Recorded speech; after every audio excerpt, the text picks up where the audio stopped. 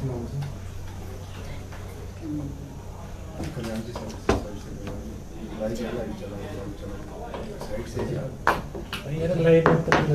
काम हो रहा है।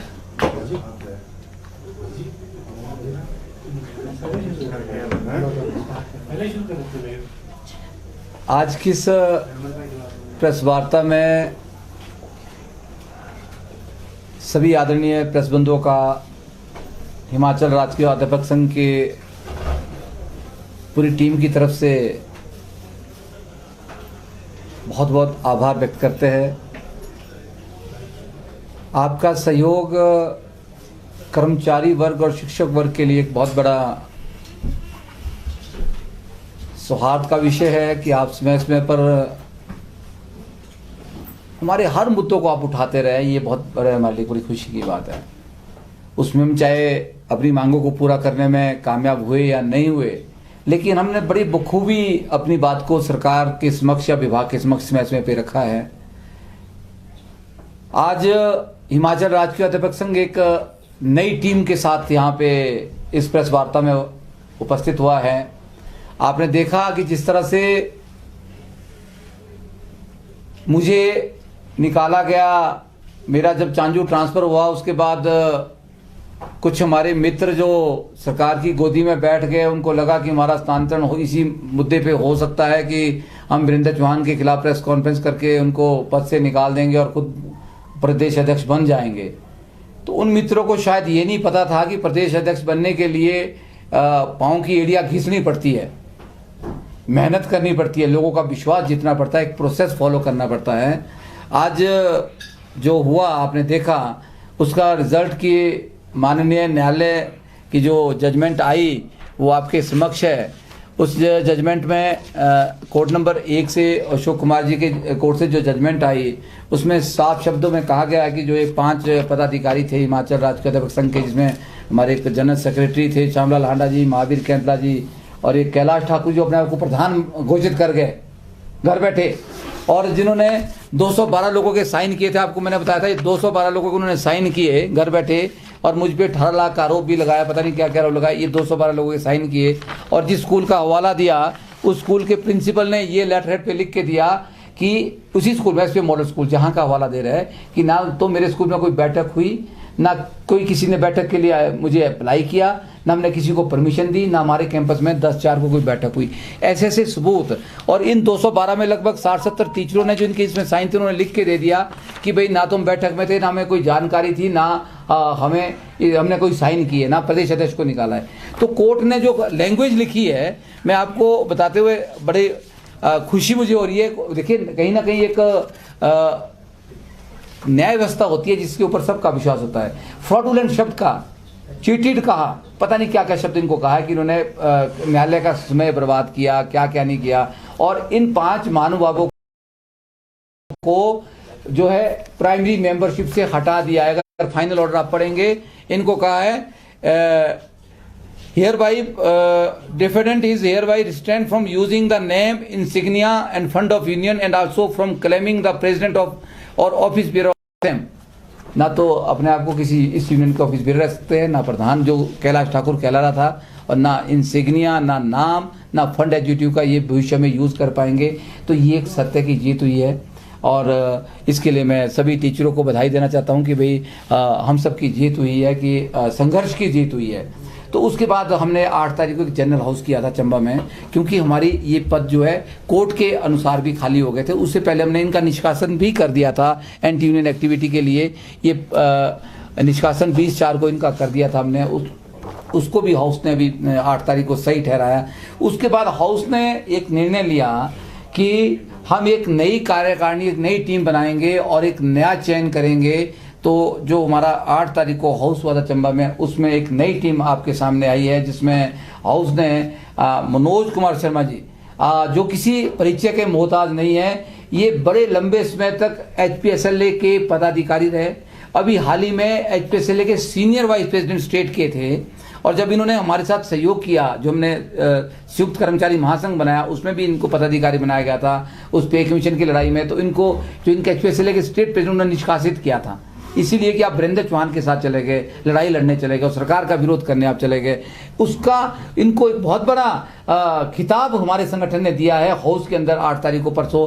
तो लोगों ने कहा कि इन्होंने इतना बड़ा साहस किया और एक लड़ाई लड़ी है, एक ऐसा कर्मठ जो हमारे पास शिक्षक नेता है उसको जरूर नवाजा जाए। तो 8 तारीख को हिमाचल राज्य अध्यापक संघ के जनरल हाउस में इनको जो है जनरल सेक्रेटरी के पद से सुशोभित किया गया है। अनपोज आए हैं, कोई कैंडिडेट इनके खिलाफ खड़ा नहीं हुआ। तो मैं आज फिर से मीडिया के माध्यम से मनोज जी को बहुत बहुत बधाई देता हूं और उम्मीद करता हूं कि ये जो टीम हिमाचल गवर्नमेंट थी जिसका एक स्वर्णिम इतिहास रहा है, 1957 से लेकर हम संघर्ष कर रहे हैं। देखिए मीडिया में बड़ी चर्चा आई, एसजीटीयू 2 हो गई, एक महाजन गुट हो गया, एक कैलाश गुट हो गया, एक और गुट हो गया। कोई गुट नहीं है। मैं आज आपके माध्यम से सभी शिक्षकों को बताना चाहता हूं, जो नरेश महाजन ग्रुप है वो भगोड़ा ग्रुप था पहले ही, उसको भी कोर्ट ने स्टे किया हुआ है कि कोई फंड और इंसिग्निया यूज नहीं कर सकता। लेकिन सरकार की गोदी में बैठ के कुछ मीडिया बंधुओं ने उनको उनकी टीपीआर चलाई, उनकी खबरें चलती थी, जबकि कानूनन वो नहीं चल सकती थी। वही दूसरे महाशय की मैं आपको बात कर रहा हूं। अब कोर्ट से ऊपर तो कुछ हो नहीं सकता, जिसने कोर्ट को भी नहीं मानना हो तो नहीं मानेगा। लेकिन सैद्धांतिक तरीके से हिमाचल राज्य अध्यापक संघ एक है, एक था और एक ही है और एक बड़ा सशक्त संगठन है, बड़ी ताकत के साथ मुद्दों को उठाया और उठाते रहेगा। उसी तरह हमारे जो देवराज ठाकुर जी फाइनेंस सेक्रेटरी थे वो भी उस खेमे में चले गए थे, उनको भी निष्कासित कर दिया कोर्ट ने और हमारे संगठन ने भी निष्कासित कर दिया प्राइमरी मेंबरशिप से 3 साल के लिए। तो उनकी पोस्ट जो खाली हुई थी उनकी जगह क्योंकि कुल्लू से हमारा जो जनरल सेक्रेटरी थे श्यामलाल हांडा, हमने कुल्लू से एक पद भरने का बनाया था। कुल्लू से हमारे पास एक बहुत ही जुझारू शिक्षक नेता हमारे पास बैठे हैं सुनील शर्मा जी, जो बहुत लंबे समय से संगठन में सेवाएं दे रहे हैं। तो इनको सुशोभित किया है फाइनेंस सेक्रेटरी के पद से। तो आज मेरे साथ बैठे हैं तो मैं इनको भी बहुत बधाई देता हूं और उम्मीद करता हूं कि संगठन के लिए और ज़्यादा एनर्जी से काम करेंगे।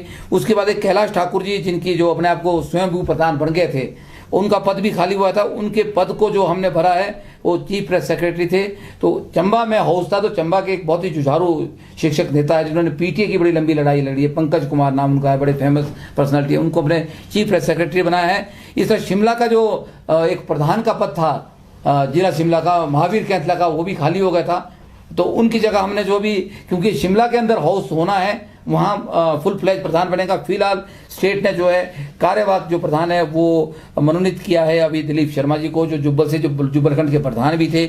इस तरह से कुछ पद हमने वहाँ भरे हैं और उम्मीद करता हूँ कि अब जो नई कार्यकारिणी हिमाचल राज्य अध्यापक संघ की बनी है वो बड़ी ऊर्जा के साथ काम करेगी। एक और बात बताना चाह रहा हूँ, क्योंकि इस कार्यकारिणी का जो टेन्योर है वो 10 नवंबर को पूरा 10 नवंबर 2022 को हमारा चुनाव होता है। 3 साल की कार्य के लिए चुनाव होता है। तो 10 नवंबर 2022 को हमारा कार्यकाल खत्म होना था और बीच में चुनाव आ भी गया। आपको पता था ये व्यवस्था बीच में आनी है और बहुत सारे पछड़े बीच में पड़े रहे और कोरोना काल था। तो ये सदन ने जो हमारी आम सभा हुई थी, जनरल हाउस हुआ था, उसमें ये डिसाइड किया सर्वसम्मति से कि जो वर्तमान कार्यकारिणी है, जो मेरी अध्यक्षता में कार्यकारिणी चल रही है, उसका कार्यकाल 1 साल के लिए बढ़ा दिया जाए।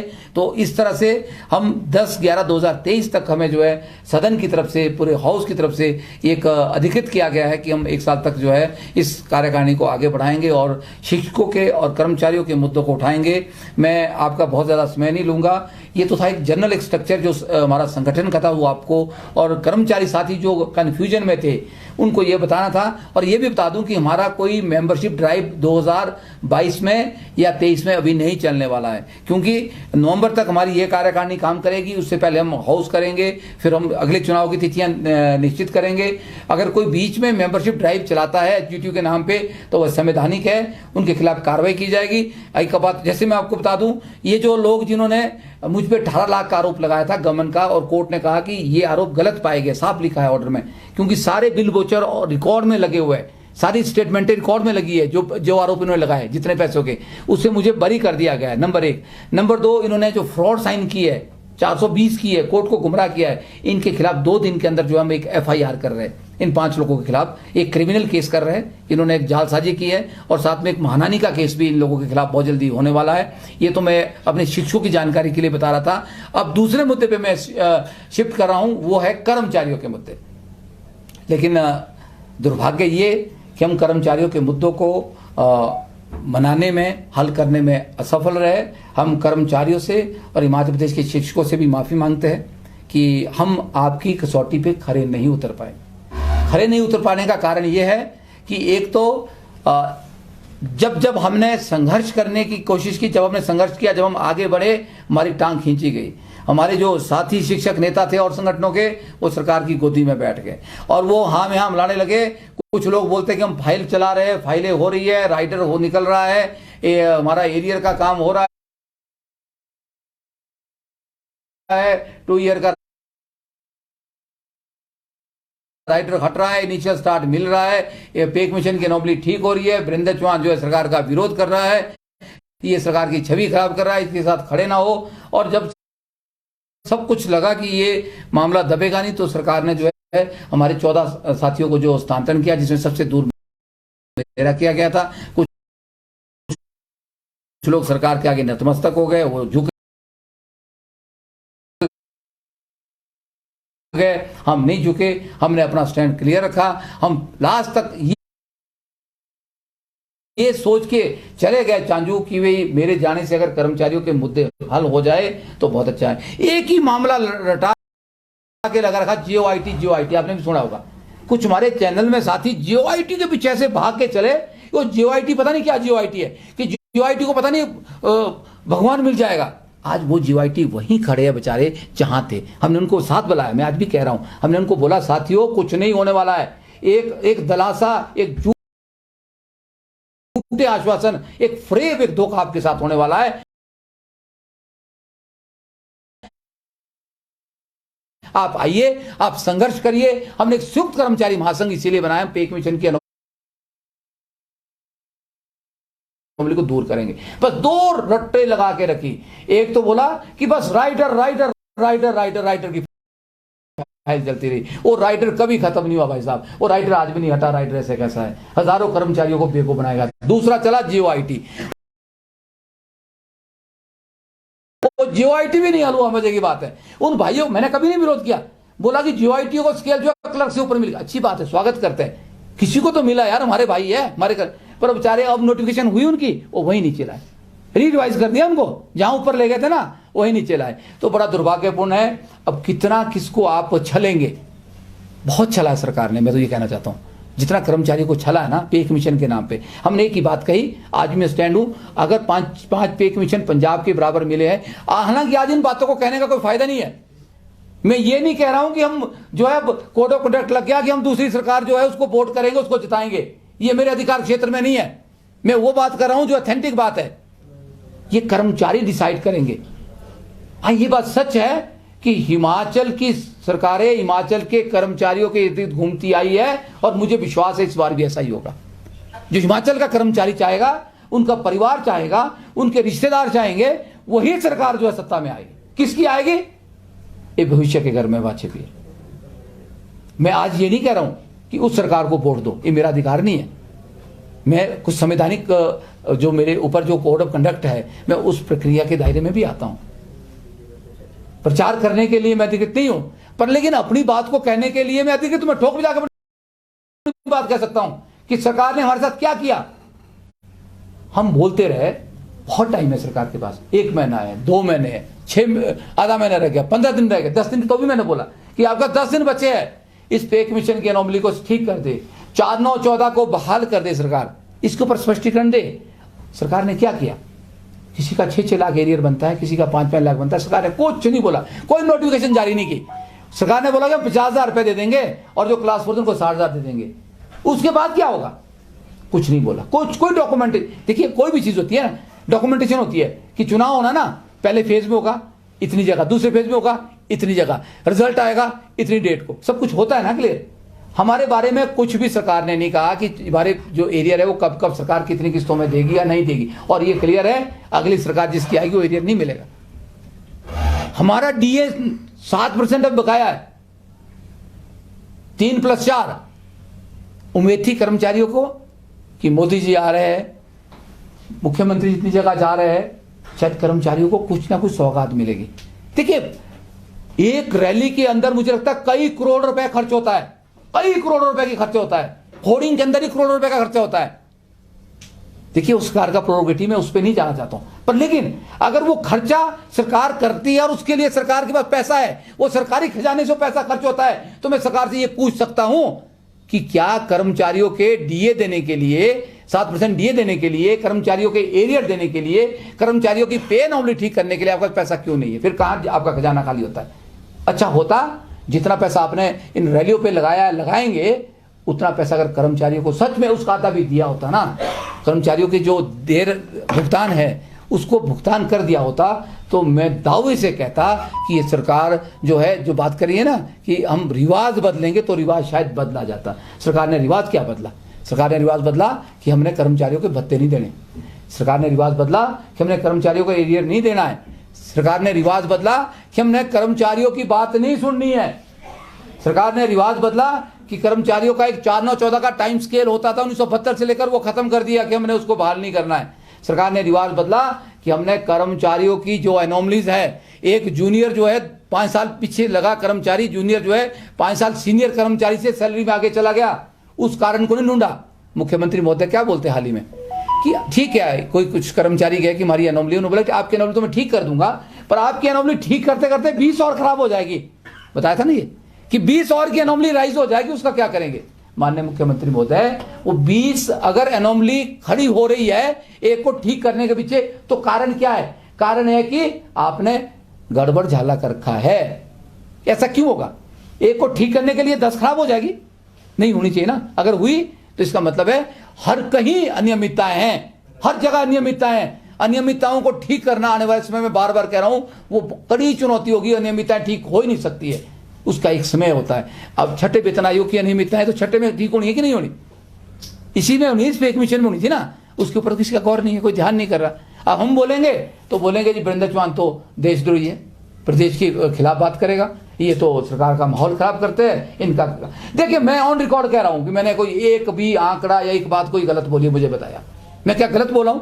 जितना पैसा आप रैलीज पे खर्च कर रहे हैं, जितना पैसा आप ऐसे लोगों को खराब करें, एक दिन में मुझे लगता है कि हिमाचल प्रदेश का, अगर ट्रांसपोर्ट की बातें करें, अगर हमारा ट्रांसपोर्ट एक दिन के लिए ठप रहा तो उसमें कई हजार करोड़ का नुकसान हुआ है।